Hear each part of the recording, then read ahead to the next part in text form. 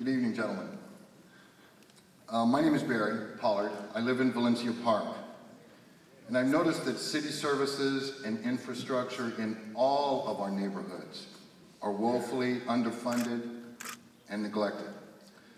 Yet city politicians are always saying that our tax dollars need to be invested downtown in redevelopment, tourism maintenance districts, because it will trickle down to the neighborhoods. As someone who lives out in those neighborhoods, I can tell you it just isn't working.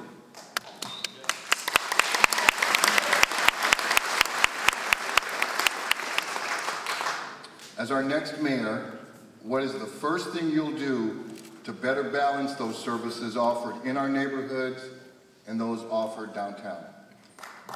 I think it's, when you look at the city of San Diego, we want to replicate the prosperity that's been experienced downtown in each and every neighborhood throughout our city. But I'm not going to attack or tear down one neighborhood at the expense of another, because we've got to lift up the entire city.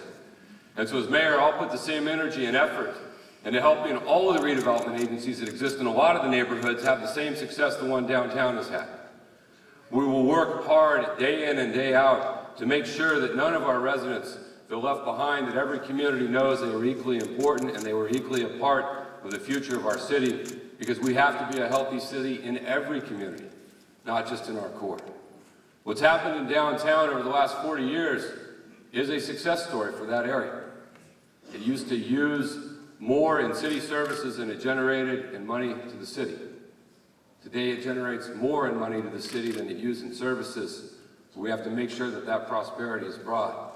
But I also think we have to look at creative options, other ways to help our neighborhoods and our communities.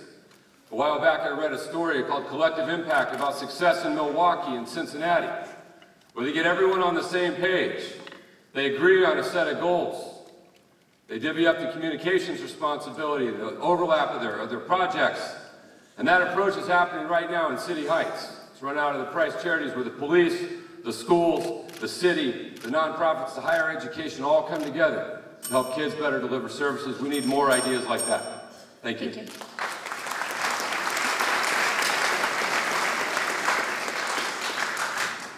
Barry, first of all, I think you're right in your approach that trickle-down doesn't work. Whether it's trade, whether it's economic development, whether it's city services. And I don't know about you all, but I've been trickled on long enough.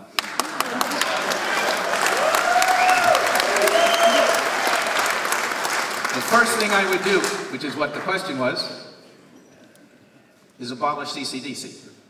That is, CCDC has done its work. It's been successful. The blight downtown has been basically taken care of.